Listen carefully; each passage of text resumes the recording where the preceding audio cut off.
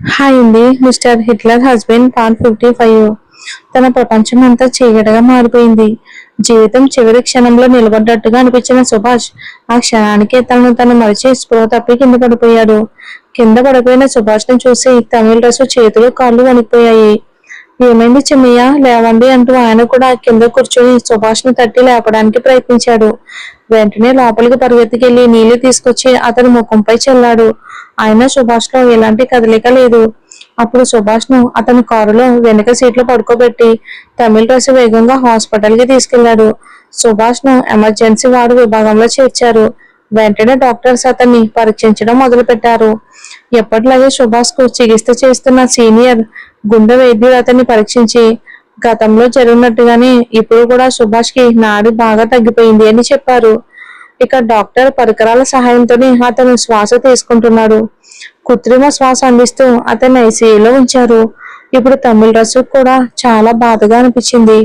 అయ్యో చిన్నయ్య, నేను కొట్టాను, ఎలా అయిపోయింది ఏంటి, ఇప్పుడు నేనేం చెయ్యాలి అని ఆందోళన పడుతూ ఇక వెంటనే విశ్వనాథంకి ఫోన్ చేశారు.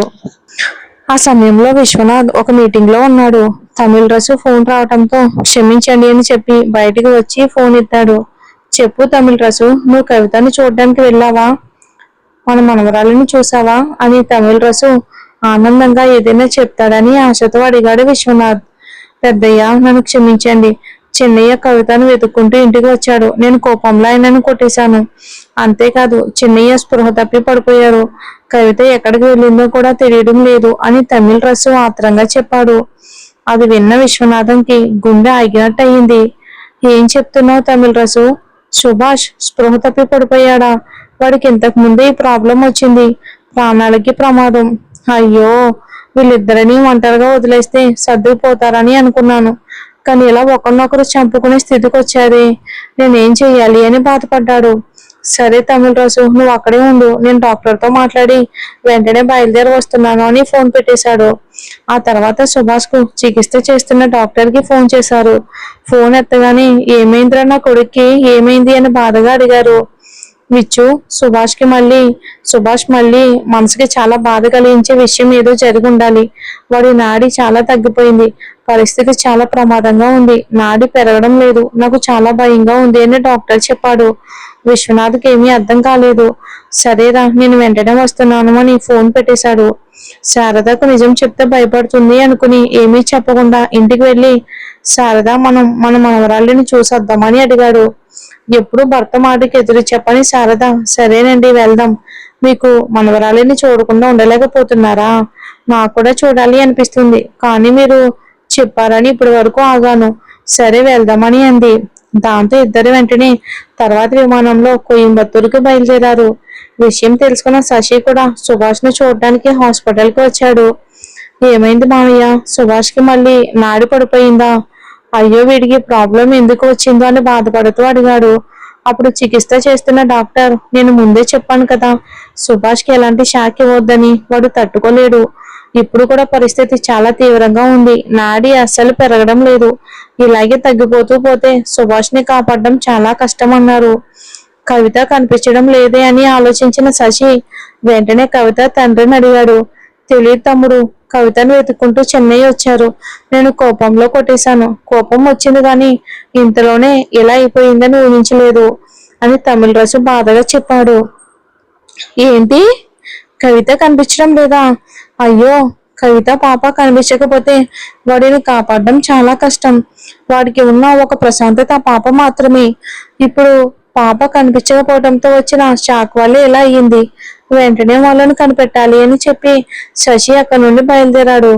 ఇక అలా కొన్ని గంటలు గడిచాయి. ఇప్పుడు విశ్వనాథ్, శారద ఇద్దరు హాస్పిటల్ కి చేరుకున్నారు. ఏమైందిరా నా కొడుక్కి అని విశ్వనాథ్ కన్నీళ్లతో అడగగానే శారదకు విషయం అర్థమైంది. ఏం చెప్తున్నారు, కొడుక్కి ఏమైంది అని కంగారు పడింది. ఆమెను చూసి విశ్వనాథ్ ఏమీ లేదు అని సర్ది చెప్పేలోపే శారద కళ్ళు తిరిగి పడిపోయింది. ఇప్పుడు ఆమె కూడా ఒక మంచంపై గ్లూకోజ్ ఎక్కిస్తున్నారు. ఇక రాత్రి చాలా సమయం గడిచిపోయింది, కానీ కవిత మాత్రం కనిపించలేదు. శశి ఇక మరోసారి కవిత ఇంటికి వెళ్లి చూశాడు. చివరికి ఒకవేళ కవిత కావేరి ఇంటికి వెళ్ళి ఉండొచ్చు అని అనుమానం వచ్చి అక్కడికి వెళ్ళాడు. ఇక కావేరి, పాప ఎంతసేపటి నుంచి ఏడుస్తుంది? నువ్వేం చేస్తున్నావు? తొందరగా రా అని కళ్యాణ్ పాపను చేతిలో పట్టుకుని ఆత్రంగా పిలుస్తున్నాడు. కావేరి స్నానం చేసి తొందరగా బయటకు వచ్చింది.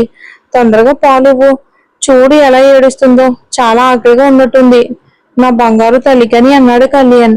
ఆ ఆలోచన ముందే ఉండాలి సార్కి. సమయం సందర్భం చూడకుండా ఉంటే ఇలాగే జరుగుతుంది అని ఆమె చిన్నగా మొహం చిట్లిస్తూ ఇక పాపకి పాలిస్తుంది. కళ్యాణ్ స్నానం చేయడానికి వెళ్ళాడు. స్నానం చేసి బయటకు వచ్చేసరికి కాలింగ్ బెల్ మోగింది. ఈ సమయంలో ఎవరు వచ్చారండి అని కావేరి అడిగింది. సరే, నువ్వు పాపను చూసుకో, నేను వెళ్ళి చూస్తాను అని కిందకి వెళ్ళి తలుపు తీశాడు. అక్కడ కంగారుగా నిలబడి ఉన్న శశి, సార్ కవిత వచ్చిందా అని అడిగాడు. లేదు శశి ఇక్కడికి రాలేదు. ఎందుకు, ఏమైంది అని కళ్యాణ్ కూడా కంగారు పడ్డాడు. సార్ కవిత ఎక్కడికి వెళ్ళిందో తెలియడం లేదు. ఉదయం సుభాష్ హాస్పిటల్కి వెళ్ళాడు. సాయంత్రం ఇంటికి వెళ్ళి చూసేసరికి కవిత లేదు. కవిత పాప కనిపించడం లేదని తెలిసి సుభాష్ స్పృహ తప్పిపోయాడు. వాడికి ఏ బాధ వచ్చినా, ఏ షాక్ వచ్చినా నాడి వెంటనే తగ్గిపోతుంది. గతంలో ఒకసారి చాలా కష్టపడి కాపాడ్డాం. ఇప్పుడు పరిస్థితి చాలా ప్రమాదకరంగా ఉంది. పాప తిరిగి రాకపోతే సుభాష్ ను కాపాడడం కష్టం. వాళ్ళు ఎక్కడున్నారు అని అడిగాడు. శశి, ఏం చెప్తున్నావు? వాళ్ళు ఎక్కడున్నారో నాకెలా తెలుస్తుంది? ఇక్కడికి రాలేదు. సరే, నేను కూడా వస్తాను, కలిసి వెతుకుదామని అన్నాడు కళ్యాణ్. వెంటనే పైకి వెళ్లి కావేరికి విషయం చెప్పి శశితో కలిసి బయలుదేరాడు కళ్యాణ్. ఇక మనమిద్దరం రెండు వైపులా వెళ్లి వెతుకుదామని అన్నాడు కళ్యాణ్. సార్, సుభాష్ ఇప్పటికే అన్ని చోట్ల వెతికేశాడు. తన స్నేహితుల ఇల్లు, మా స్నేహితుల ఇల్లు అన్ని చూశాడు. ఇప్పుడు ఏం చేయాలో కూడా అర్థం కావట్లేదు సార్ అని అన్నాడు శశి. శశి, కవితకి వేరే ఊర్లో బంధువులు ఎవరైనా ఉన్నారా అని అడిగాడు. తెలియదు సార్, వాళ్ళ గురించి నాకు అంతగా తెలియదు అని అన్నాడు. సరే, వాళ్ళ నాన్నకి ఫోన్ చేసి అడుగు అని అన్నాడు కళ్యాణ్. వెంటనే శశి తమిళ రసుకి ఫోన్ చేశాడు. మావయ్య, కవితకు వేరే ఊళ్ళలో స్నేహితులు ఎవరైనా ఉన్నారా, లేక మీ బంధువుల్లో మీకు బాగా దగ్గరైన వాళ్ళు ఎవరైనా ఉన్నారా అని అడిగాడు. తమ్ముడు, తన స్నేహితురాలు బోనాకు ఇప్పుడే పెళ్ళయింది. ఆమె తిరుపూరులో ఉంది. కానీ కవిత అక్కడికి వెళ్ళే అవకాశం లేదు. సాధారణంగా ఆమె ఎవరి ఇంట్లోనూ ఉండదు అని తమిళ రసు చెప్పాడు.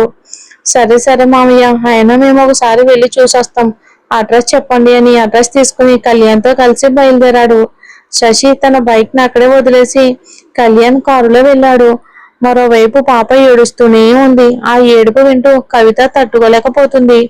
పాప, ఏడవకు, అమ్మ దగ్గరికి రా, అమ్మ దగ్గరికి రా అని అరుస్తుంది. కానీ ఆమె చేతులు కట్టేసి ఒక గదిలో బంధించారు. పాప కూడా అదే గదిలో ఉంది. అయితే పాపను ఇంకో అమ్మాయి ఎత్తుకుని ఉంది. ఎవరు మీరు? ఎందుకు నన్ను, నా బిడ్డను బంధించారు? నేను ఇంటికి వెళ్ళాలి. నా భర్త వచ్చి నన్ను వెతుకుతారు. నా బిడ్డను నాకు ఇవ్వండి అని కవిత వేడుకుంది. నోరు మూసుకుని ఉండు. పాప ఏడిస్తే దానికి పాలు ఎలా ఇవ్వాలో మాకు తెలుసు అని అంది అమ్మాయి.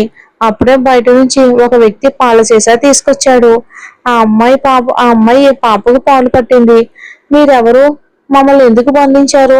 నేను తొందరగా ఇంటికి వెళ్ళాలి. నేను లేకపోతే నా భర్త చాలా కంగారు పడిపోతాడు అని ఇప్పుడు సుభాష్ గురించి ఆలోచించింది కవిత. సుభాష్ కి పెద్ద షాక్ తగిలితే తట్టుకోలేడని ఆమెకు బాగా తెలుసు. అతనికి చిన్న షాక్ ఇచ్చి 10 నిమిషాల్లో తిరిగి ఇంటికి వచ్చేద్దామని దగ్గరలో గుడికి వెళ్ళిన ఆమెను కొందరు కిడ్నాప్ చేశారు. ఇంకొంచెం సేపట్లో మా బాస్ వస్తారు. అప్పుడు నీకంతా తెలుస్తుంది అని ఆ అమ్మాయి చెప్పింది. పాప నిద్రపోవటంతో ఆమెను కొంచెం దూరంగా పడుకోబెట్టి బయటికి వెళ్ళిపోయింది తను. మరి ఎవరు కిడ్నాప్ చేశారు కవితను? మరి సుభాష్ పరిస్థితి ఎలా ఉంటుందో ఏంటో చూద్దాం. ఇక చెన్నైలో ఉన్న వర్మన్ కి వాళ్ళ నాన్న ఫోన్ చేశారు. పూజ, ఒక ముఖ్యమైన ఫోన్ వచ్చింది, మాట్లాడొస్తాను అని చెప్పి ఇక ఆమెను గదిలో వదిలి బయటికి వెళ్ళాడు వర్మన్. వావ్, సూపర్, దీనికోసమే కదా నేను ఎదురు చూసింది. చాలా థ్యాంక్ యూ నాన్న అని ఆనందంగా తన తండ్రితో మాట్లాడాడు వర్మన్. డాడ్, మీరు చాలా సంతోషపడే విషయం చెప్పారు. ఆ విశ్వనాథ్ చెన్నైలో లేకపోవడం నాకు చాలా సౌకర్యంగా ఉంది. రేపు ఒక ముఖ్యమైన టెండర్ ఉంది డాడీ. ఆ టెండర్ కనుక మనకు దక్కితే 500 కోట్ల లాభం వస్తుంది. ఆ విశ్వనాథ్ ఉండుంటే ఆ టెండర్ మనకు ఖచ్చితంగా దక్కేదే కాదు. అతని నుండి ఆ టెండర్ ను ఎలా కాపాడుకోవాలా అని ఆలోచిస్తున్నాను. మీరు అద్భుతమైన ప్రాణాళిక వేసి అతన్ని కోయంబత్తూరు వెళ్లేలా చేశారు. చాలా ధన్యవాదాలు డాడీ అని అన్నాడు మారన్. అది విన్న పరశురాం, నీ సంతోషమే నా సంతోషం మారన్. నేను నీ కోసమే బ్రతుకుతున్నాను. నా కొడుకు కోసం ఇంత మాత్రం చేయలేనా అని అన్నారు. అవును డాడ్, ఇంకో ముఖ్యమైన విషయం. ఆ ఆ విశ్వనాథ్ కూతురు పూజ ఇప్పుడు మన హాస్పిటల్లోనే నా అదుపులోనే ఉంది అన్నాడు మారన్. ఏం మాట్లాడుతున్నావు మారన్ అని అన్నారు ఆయన. మరి అలాంటప్పుడు ఆమెను అడ్డు పట్టుకుని మనం విశ్వనాథన్ని సులభంగా లొంగ తీసుకోవచ్చు కదా. మరి ఈ విషయాన్ని ఇంత లేటుగా ఎందుకు చెప్తున్నావు? అసలు విశ్వనాథ్ కూతురు నీ అదుపులో ఎలా ఉంది అని పరశురామ్ అడిగారు. అదొక చిన్న ఆట డాడ్. ఆమె నా అదుపులోకి తనంతట తానే వచ్చేలా చేశాను. ఏమీ పర్వాలేదులే, ఇకపై అంతా ఈజీగా ఆమె నన్ను విడిచి వెళ్ళలేదులే. విశ్వనాథ్కి ఇవ్వాల్సిన ప్రతీకారం ఇకపై నేనే తీర్చుకుంటాను. మీరు మీ రాజకీయ జీవితం చూసుకోండి డాడ్, ఇక మిమ్మల్ని నేను ఇబ్బంది పెట్టను అని చెప్పి మారన్ ఫోన్ పెట్టేశాడు. ఒక పెద్ద నిట్టూర్పు విడిచి అతను మళ్ళీ పూజ గదికి వెళ్ళాడు.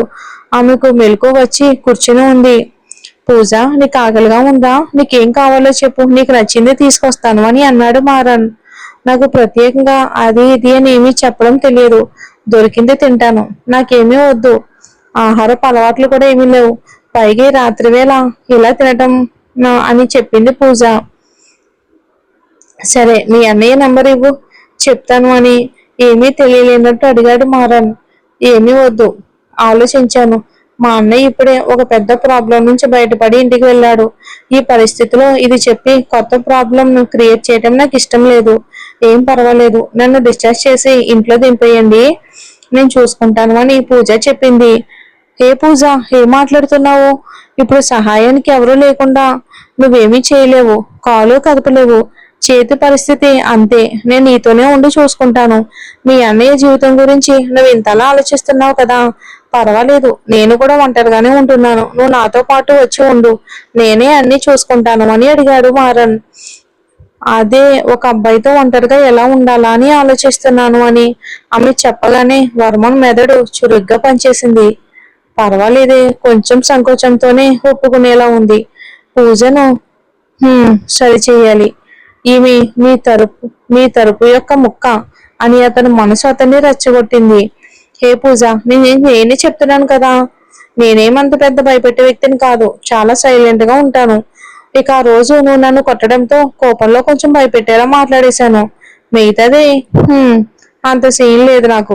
నేను కూడా ఒక డమ్మీ పీస్నే అని చెప్పడంతో పూజ నవ్వేసింది. అయ్యో, నవ్వితో నువ్వు ఎంత అందంగా ఉన్నావో తెలుసా, కానీ నీ నవ్వుని నేను ఇప్పటి వరకు చూడనే లేదు బేబీ, నీ నవ్వు చాలా అందంగా ఉంది అన్నాడు మారన్.